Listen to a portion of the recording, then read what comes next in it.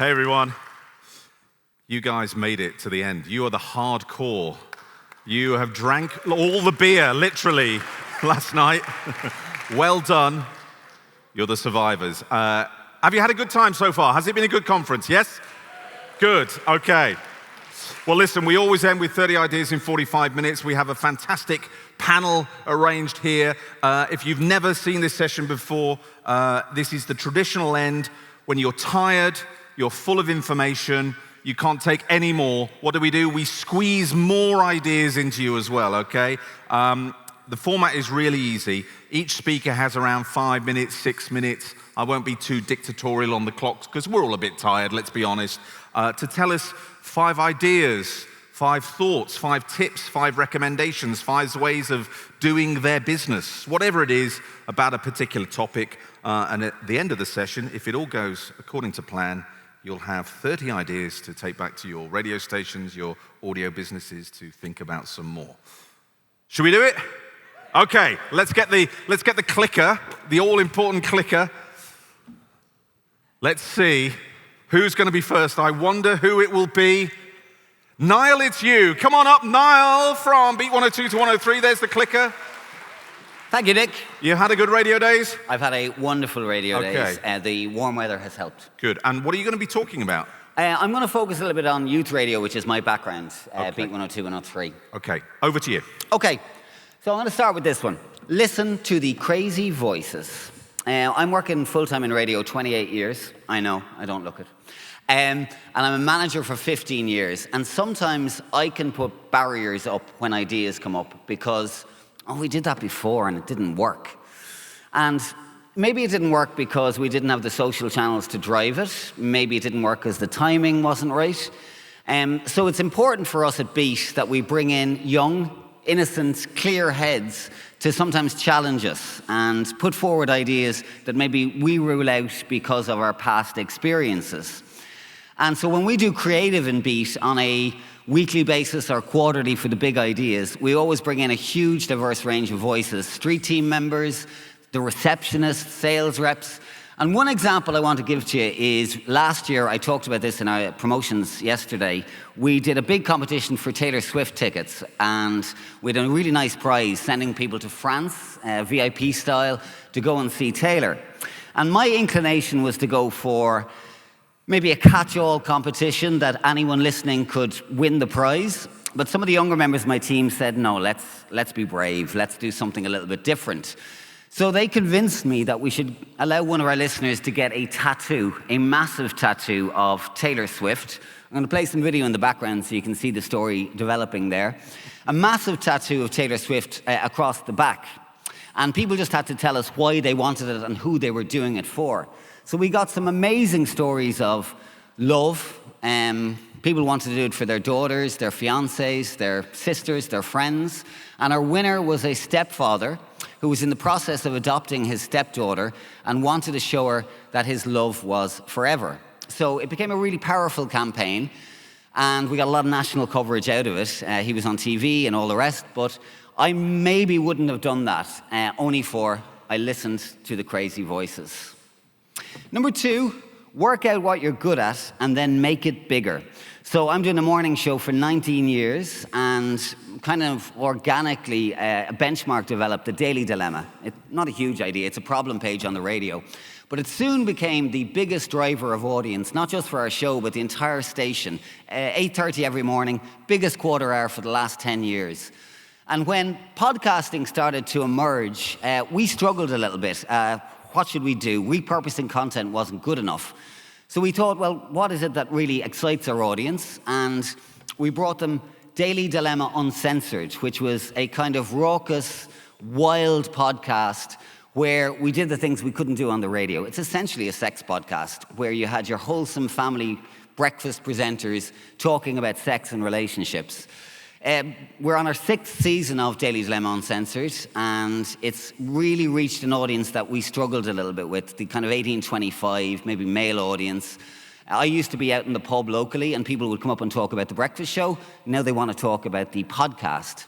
So the natural development of that was the live show, which we've started developing over the last few months. And this is from 2 weeks ago. We sold out the Arts Centre in one of our urban areas for a live podcast. You can see it was pretty wild, but it's allowed us to show a different side of the breakfast show, a side with a little bit more bite.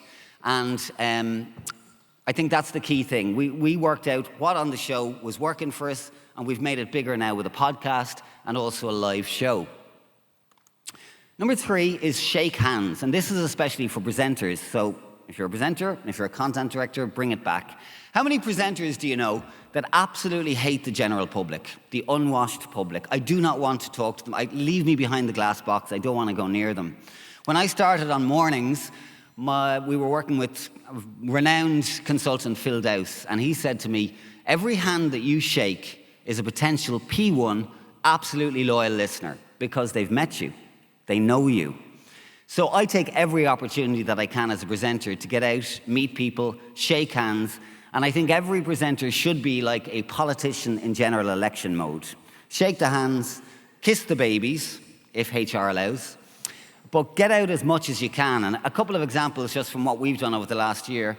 On the left is the Beat Breakfast Camp Out, where we go camping with our listeners. We pitch our tents alongside them and party with them for the night. And that's a school visit on the right, where the whole school came out to greet us. Myself and my co-host are in the middle there somewhere, with kids clinging out of us. But it's really important to get out there and meet people and shake their hands and show them that you are just kind of like the person that you are on the radio, that you're not something different, you're not acting, you are that authentic person. So last year in my promotions campaign, I featured a station from Finland. Nick, I think it was a Rock FM? Yeah. They went out on a bus tour across the country, met as many people as they could, and they delivered a 3% increase in market share just from that campaign. So shake the hands. Now, I know I sound old with this one, but get down with the kids. I'm on a youth-focused station, so there's a huge weight on our shoulders to engage kids and teenagers into a radio listening habit. But I think there's an onus on all of us, no matter what our target audience, no matter what kind of format we're working, to engage with kids and families, to build loyalty to our brands, but also to engage them with radio and a listening habit and get them on that conveyor belt of listening, because if they're not coming in, eventually we're all screwed. One of the things that we did last year was a huge campaign, a media literacy campaign supported by our regulator in Ireland. And what we did was devise a 60-minute presentation for 13-year-olds talking about everything from misinformation, disinformation, bullying online, scams online. And we trained all of our presenters to go out and deliver this in schools across our region. It was quite an onerous campaign, I have to say, because I was hosting a morning show every day, leaving the studio at 10 a.m. to get in a car and drive to a school and deliver 2 or 3 60-minute sessions to rowdy teenagers. I don't know how teachers do it, to be honest. But we knew it was worthwhile because, firstly, it was educational. We could all do with a little bit of media literacy education. Secondly, it engaged us with those 13-year-olds who then went home and told their parents that the breakfast presenters had been in and maybe they would sample us the next morning. And finally, and the cherry on the cake, we've won a heap of awards. On the left, you'll see we took the Outstanding Achievement Award at the National Irish Radio Awards last October because the judges recognised the above and beyond nature of what we had done outside of our radio work by going out and doing this campaign. But any opportunity to engage with kids and to build that radio listening habit is something that we can all do. Finally, and this is not a new idea, the quote originally came from President JFK back in the 60s, and I think I've heard variations of it here at Radio Days over the years, but it's something that I hold in my mind all of the time. The best time to repair the roof is when the sun is shining. We're all so busy as managers, presenters, whatever, just keeping all those plates spinning and keeping the station on air every day, that sometimes we don't do enough future-proofing. We don't think about next month or next year. What happens if the breakfast team are poached or leave, or the drive time guy goes? Are we ready for it? What is the plan? Okay. So we are always thinking about the next step at Beat, thinking about the levels of talent coming through. Do we have somebody ready to jump into weekends? Do we have somebody to jump into the afternoons? What will happen if we need a new breakfast team? The time to think about that is now, not when the hits the fan. One example just for us is we have a college course in conjunction with our local university. It's just kicked off again for this year, and it's an introduction to broadcasting and podcasting. And what we hope to do with this is build a little pool of talents that when those opportunities come up, we know that there's somebody who's talented at that, or there's somebody who's talented at that, and they're ready to jump in. But it's really important for all of us to remember that the best time to repair the roof is when the sun is shining. Thank you very much, Niall. Thank you, sir. Well done. Niall was hideously over time, but because it's the season of St. Patrick, we'll kind of let you go. We'll let you go on that. Okay, who's next? It's Laure. Let me get this right. Grand Bessasson. Yes. Oui, oui. Give her a welcome as she goes to the podium. Come on. Thank you. Hello, everybody. Obviously, I'm too short for. I'm not sure you can see me. Maybe I should stand on the chair. Are you okay there? No, I'm very fine. Okay, here's the clicker. Thank What are you. you going to talk about? I'm going to talk about 5 advices to write, produce, and host a historical podcast for kids. That's what I'm doing. I've been doing for 5 years. It's called The Odysseys. So it's about history and adventures, great adventures all over the world. So the question, obviously, is how to get kids from 7 to 12 addicted to history. Okay, so, click away. Off we go. Yeah, let's go. So the first one is to, take extreme care with the first 3 minutes of your production. It seems very obvious, but sometimes we forget about it. And it's really like the first 3 minutes where people are gonna get hooked to the story. So go bold, give everything you have in the 3 music minutes, both in the sound design and the story. So that's really the time where you're gonna take their hands. Second advice I can give you is to focus on sound power. Again, it seems very obvious, but sometimes when we do kids' content, we can have the tendency to think, oh, well, it's for kids, so who really cares? No, kids care, and they really they can sense good quality. So if you launch into a production and you have to make a team, please find the best sound designer you can get and the best mixer you can get. I shouldn't say that because I am a writer, but I think when it comes to children content, sound is more important than the story. So really go for it and take the best sound designer and what did I say? Mixer, yes.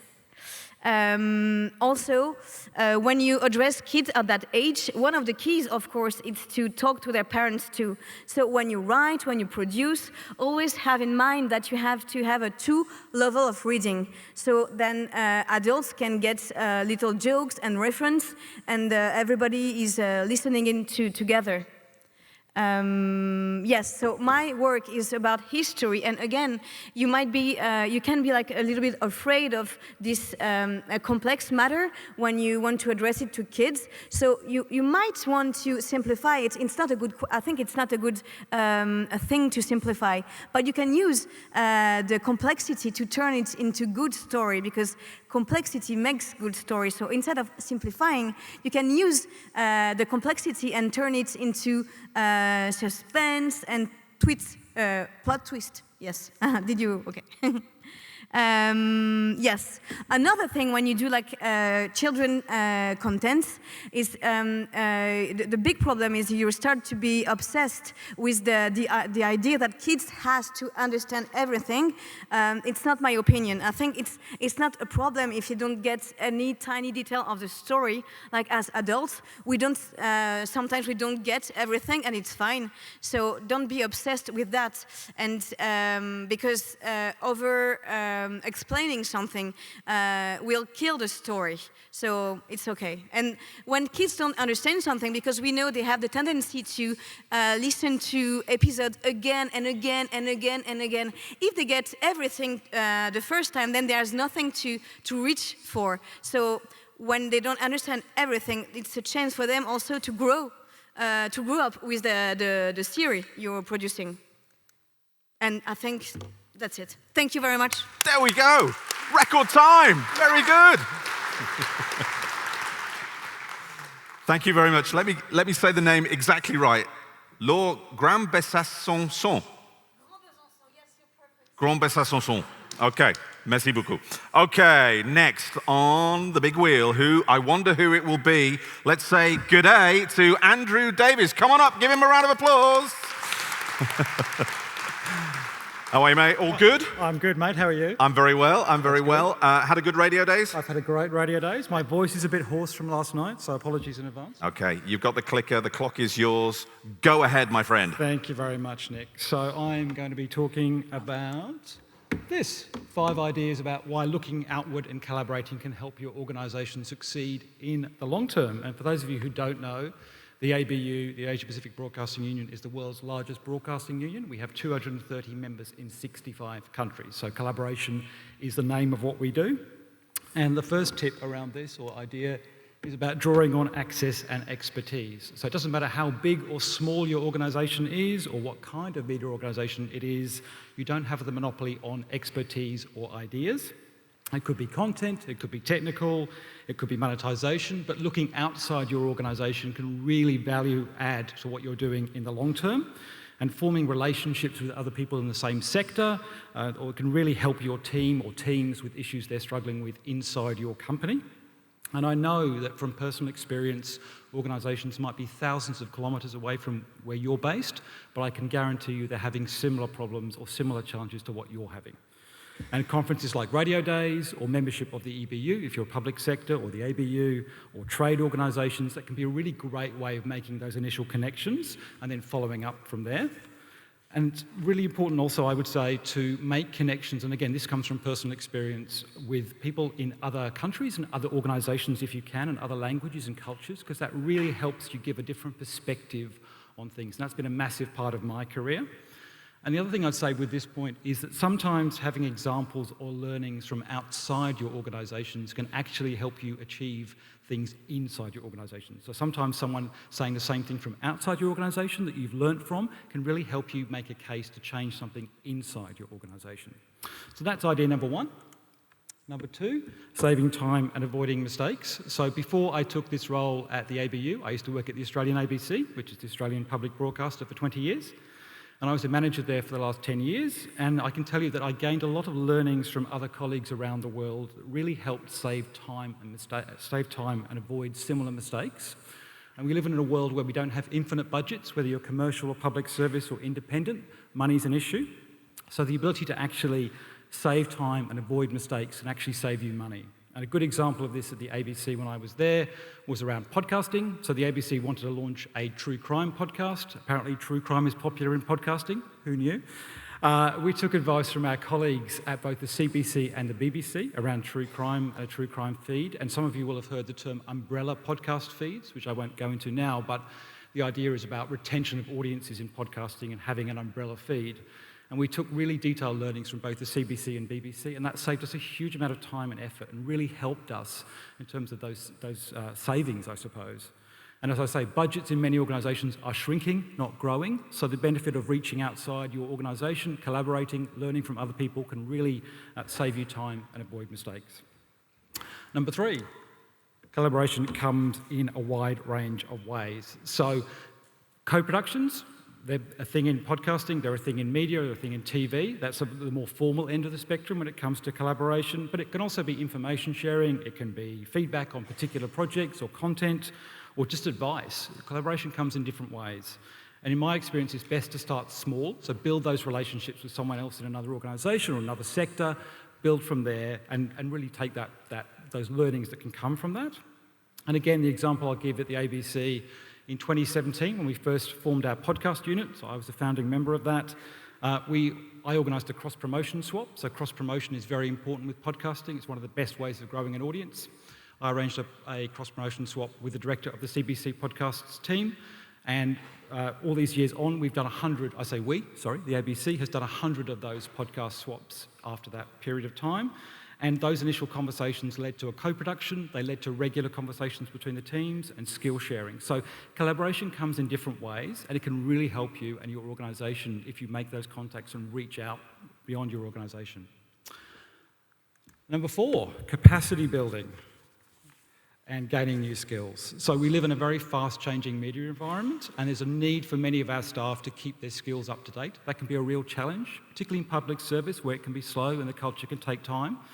So again, looking outside your organisation can help you, because another organisation may have expertise in a particular area that you're struggling with or your teams are struggling with. So if you make contact with someone and build those relationships, you can often gain those learnings from other organisations. So at the ABU, we regularly ask some of our larger members to help our smaller members with particular training or particular skills that they're struggling with. And that's a massive part of the way the organisation works. At the ABC, again in Australia, when I was working there, we used to have regular skill sharing sessions with the CBC, with Radio New Zealand, with the BBC, and also the EBU. And that was really important in terms of our audio teams gaining skills and also being able to scale that information back through the organisation. So again, capacity building and gaining new skills is another benefit of really looking outside your organisations. And the final thing is pooling money, or pooling resources rather, and saving money. So again, it doesn't matter if you're commercial or public service, money is an issue, budgets are shrinking, money is tight. And for the right project, there can be really opportunities to work together to save resources, to combine resources. Now that could be content, it could be administration, there's different approaches to that. And co-productions are one end of the spectrum, but there are other things you can do as well. And there are real financial benefits that can come from working together and pooling resources. And co-productions particularly also can give you more creative ambition because you can pool your money and you can do more with your money. So those are my 5 things that can come from collaborating and looking outside your organisations. Thank you very much. Very good. You nailed the time, absolutely. Perfect, like you've done it before. This is good stuff. Well done, sir. Excellent, thank you. Okay, come on down. It's Barry Finkel. Give him a round of applause all the way from Odyssey's Pineapple Street Studios, no less. Any company that has a fruit in the title is great, so welcome. How are you? I'm doing great. I'm so happy to be here. I hope I nail it like the last person. Yeah, well, there's a big old clock there. Yeah, we'll see. I'm not going to look at that. That's scary. Okay, and there's your thing, and you can click away. All and right. Over to you, Barry. Thank you so much. Hello. So I'm going to talk about directing talent and how to sound natural unnaturally. So these are 5 tips for directing talent. I really think you can use these whether you're working with professional actors who have done this before. I think you can do this if they are completely new to the medium. And I think you can do it whether you're doing narration for a narrative reported story or for chat show. Because really what we're trying to do, and it's a little bit of a taste thing, but is make you sound like you are actually talking to someone, because that is what we are doing in podcasting most of the time. So, all that time, that was not on there. This is my first slide. This is my second slide. So this here is a review, not necessarily that great of a review, but my favorite part of this, and this is a podcast that I make, is this person who said, and there's no way you need to list off 30 names of people in the credits who make a show involving 2 guys talking into a mic. Wrong. There's so many people that it takes to make a show and to make 2 guys sound like they are just talking. The show that this person is reviewing is one where we do pickups heavily, and this person couldn't even tell and even wrote about it in the review. So this is how you too can make your people sound supernatural. Sound natural, not supernatural. All right. 1. This tip actually came to me from my old boss, Jenna Weiss-Berman, and I have used it so much. It is so helpful. It is ask a question that sets up the narration. So let's say, and this is a little funny because I'm doing it myself, but let's say your first line of a narration is, and this is from an old script, Kathy Lombardo was attacked in 1984 in Oak Park. You could, sure, you can read that in a really boring way. And if you are doing that, then as the director, you want to ask them, hey, what happened to Kathy in 1984 in Oak Park? And when they're answering in their response, they'll go, oh, well, Kathy Lombardo was attacked in Oak Park in 1984. And just like that little bit of change makes them sound more like they are just talking to the audience rather than reading from a script. So that is a very helpful thing. Leave the beginning for the end. Intros, I think, are the hardest thing to nail, and you almost certainly are not going to have your talent do it in one take at the beginning. So just let them read through it, let them do it, do the rest of the script, and come back at the end and do the intro, and it almost always sounds better. They are more warmed up. They understand what they are getting into at that point, and they're going to be better. 3, and this is probably my favorite one, is set the scene. When you want to try and get your talent to feel like they are not just telling something into a mic, what you are going to be doing with that voice, whether it's music underneath, sound design, or the fact that a person listening to it is not in the studio with them, they're doing dishes, they're doing whatever, you want to kind of set that scene for them. You want to play music for them. If it's a really sad part of the show or something, play music that you think you would score it with. If it's a talk show and it's something that you're recording, it's not live, you want to tell them okay, a person just had a really bad day at work and they're putting on their headphones and this is the first thing that they're going to hear. That changes the energy that they're delivering. So I love setting the scene for them. This one, I'm going too fast. Read it, put it away, tell me what's happening. This is another one that seems very simple but really delivers. So you want the person to read through the script, even if it's just an intro of a chat show where you're saying I'm Barry Finkel and I'm here hosting this podcast. You don't want it to sound like they're reading off of a page, so have them read it and then put it away and just tell you, the director, what is going on, like they're your friend and you're just telling them hey, I'm Barry, I'm hosting this podcast. It's just gonna sound a lot more like you are actually being talked to rather than reading a page. Oh no, I'm so early. 5. Playback is your friend. This is a thing that especially we used in that first, where the review was who needs 30 people in credits for 2 guys talking into a mic? It's because we use playback a lot.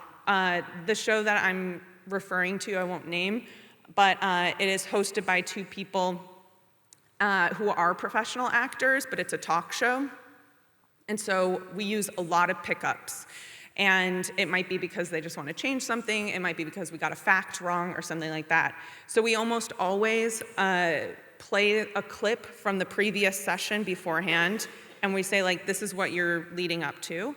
And then because they're actors, they are very good at it. But it even helps people who aren't professional actors to just respond to the actual tape. So that is something that we do a lot. And if you don't have the tape queued up, you are the tape. You say, hey, so you're actually responding to a question that this person had asked, and they asked it like this, and you do it, and then they respond. So those, 30 seconds, it's not so bad. You can fill if you want.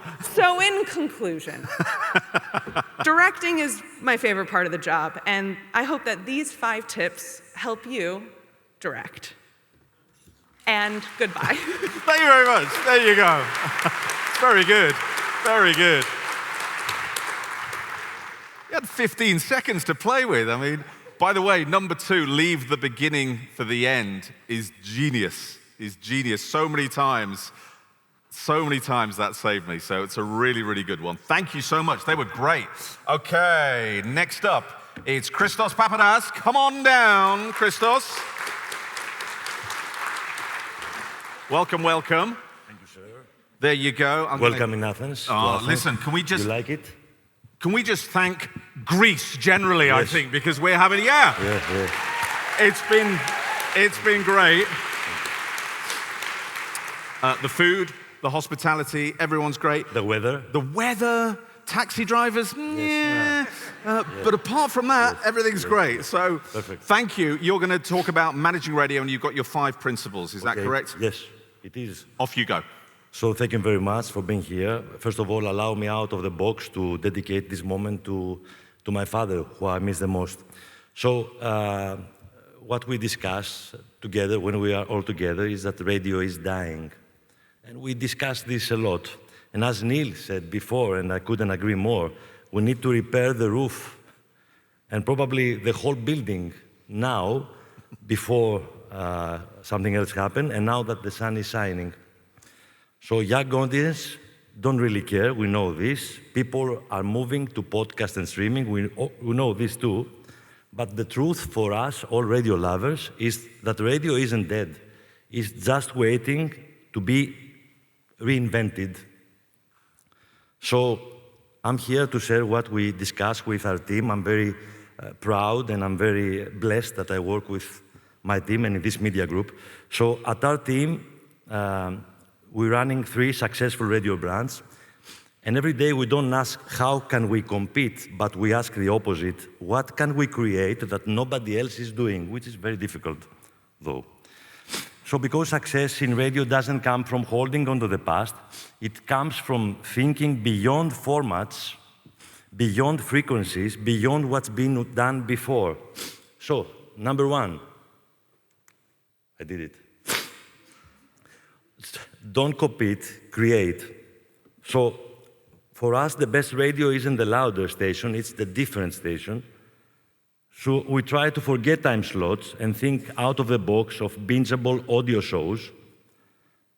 Forget passive listening, think interactive experience. And forget probably traditional radio, think multi-platform content that moves with the audience. So for us, every great station today stands out because it owns a unique space in audio, whether it's music, talk, culture, or a fresh format. So number 2, build culture, not just playlist. I know we build playlists the best way, better than everyone. But people don't follow stations, they follow identities, as we all know in this room. Personality and authenticity matter more than the format. We all know this too. So loyalty comes from creating something people feel connected to. And this is what we should consider most, perhaps. So the stations winning today don't just program music, which we all do best. They program emotions, moods, and stories that make people stay. 3, know your audience like never before. And this is something I think in radio we do better than anyone. We do so many researches, we ask so many questions to the listeners. So radio needs to stop guessing and start listening. Imagine AI and data help us now to predict audience behavior before they do. And live listener feedback should shape programming instantly, we hope to. Radio should feel as personal as a favorite playlist, but with a human soul. So the future is probably not one size fits all, it's one-to-one. Every listener should feel like your station was built just for them. Sorry about this, it happens every year in radio days. Strategy over tradition, number 4, and this is our favorite topic in our team. We care about strategy a lot. So if your strategy is how we have always done it, you have already probably lost. FM alone isn't enough. Radio must be everywhere. We know that too, on apps, smart speakers, scans, and wearables. Revenue must evolve. The best stations are making money nowadays, and we know all these things, from memberships, branded content, and live experience. So being multi-platform now in 2025 probably is not optional, it's survival. So winning radio brands don't just play songs, they build businesses. Number 5, think beyond radio. So for us, the future of radio isn't in radio, is in audio, interaction, and of course, a lot of experiences. AI-driven radio will know what you need before you do. Personalized. Imagine personalized, voice-controlled, on-demand station will replace immediately static formats. And for us, we are all feel static, especially in Athens, which is a very competitive market, as you already know. So the best stations for us won't be stations at all. They will be evolving, living soundscapes. Tomorrow's audience won't tune in. They'll just say, play something I love, and your station better be there. So that's the 5 things. Don't compete, create, build culture, not just playlists. Know your audience like never before. strategy over tradition, and think beyond radio. So, the final thought, the magic of radio. We miss the magic of radio we love the most, this magic that we fell in love with. So radio was never just about playing music, it was about moments, memories, and connection. So, our case, in Athens, we have built 3 successful radio brands inside the #1 media group, Sky Group, because we believe in creating and not competing, in thinking ahead and not following, in making radio feel personal again. So let's not just play radio, let's reinvent it, let's make it magical, just like it always was. Thank you. Thank you. Well done. Excellent. Good job. And if you want to look at those 5 as well, can I just say, build culture, not just playlist. Fabulous. Love that one. Really good. And if you want something new, you have to, I know, I'm doing the rest for you. If you want something new, you have to stop doing something old. Thank you. Yeah. Okay, come on over. Give Emma a round of applause. Come on over, Emma. You are last, but by no means least. Welcome, welcome. Hello, g'day, g'day. G'day, g'day, That's all right. the way. And hang on a minute, we got 2 Aussies on the panel. I know. What's going on there? What's going on? No. Okay, 5 rules for video. Is this correct? That is the one. That is the Excellent. correct one. Off you go. Hi, everyone. Thank you so much for having me here for this whole conference. It's been so exciting. Within 5 minutes, I'm going to convince you how good video can be for audio, both podcasting and radio. If you are getting a little sleepy, don't worry. 5-minute song to think about that you're going to also be able to get through this. The Winner Takes It All, ABBA, very Greek, or also the best movie ever made, Meryl Streep's The Winner Takes It All, which also very Greek. So, the rules. 1, get creative and elevate. It's really important for video. It's really exciting. Get creative on it. It doesn't just have to be an afterthought. I know it can be really stressful thinking about adding any extra bits into your workload, but if you think just beyond the Zoom camera, you can get really creative in cheap ways, because I know we're all cash poor as well as time poor, to expand your audience. So this example here, I made these. That's how cheap it was. That is coloured material that I used in a radio studio to be able to block out that it was a radio studio to try and create a branded look for our podcast. So before we even got filming, we had a chat with the podcast team to help them decide what do you want the look of the podcast to look like, and worked with them to decide what the look was. They were really keen on the brand of the video to match the podcast, which they have a lot of orange branding, so we brought that into the video as well. The other options there, with the video with the lady with the blue background, that's just a cardboard paper backdrop and the IKEA furniture that I built with some little bits of ducks, because the podcast name is called What the Duck. And just by adding those little elements, it adds a very personalised touch into the podcast. My second rule, be strategic.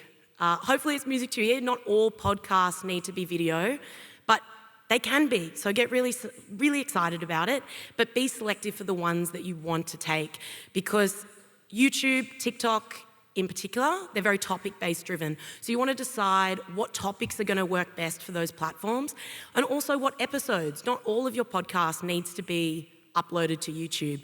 You could take a vertical video approach and just take vertical clips, or you could film some explainer content.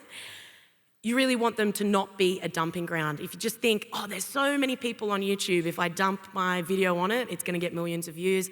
Unfortunately, that won't work. You need to really strategically decide what you're going to do, and start small and build up. I would say even if you're getting started and want to learn more about YouTube, do audio-only episodes as a way to start out first as well, which comes to my next rule.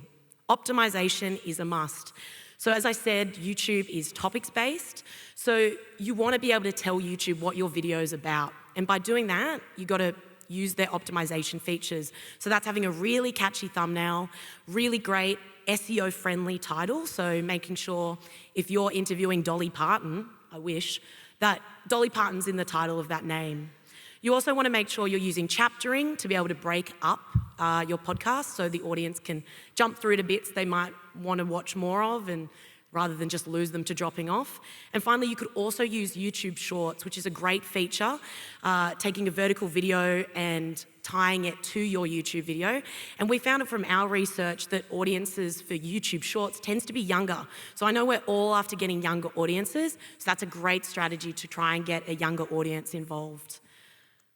Okay, think beyond just clips. This is my personal favorite bit. So vertical video can be so much more than just a filmed moment from your podcast. You could do voxies and they can feed back into the podcast. You could do explainers, or you can do behind the scenes scenes. Audiences want to connect with your hosts. I mean, we all have parasocial relationships with these hosts, and we want to see what they're up to and be connected to them on an even deeper level. And it's a great way as well to let your team's personality shine. If you can, I know we can't all, give them a TikTok account that they can run themselves. That example there, oh, my apologies, there we go. That example there for the behind the scenes, that's Abby and Tyrone. They're a Triple J presenters, and they absolutely kill it on TikTok. They have their own account. Their bio is, "Don't tell our managers we're on here," so please do not leak that to the Triple J management team. But they do fantastic work with connecting with their audience. They use TikTok Lives. So does anybody here remember when all of Microsoft went down? Put your hands up if you remember the blue screen of death. Hell yeah.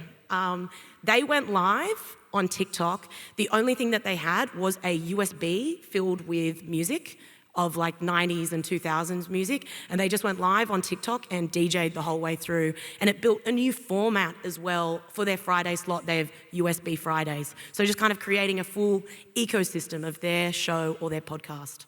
And finally, refine and learn. There's no such thing as failure. I know we all say it, but particularly on third-party platforms, you can really learn from your mistakes because they give you so much data. Look at retention graphs. See where your audience is dropping off. That's what's good about this. It's easier to find that than in a radio show. So you could find out where audiences are dropping off and feed that into your content. Make informed decisions, informed data decisions about what topics you're going to cover, but also your content itself.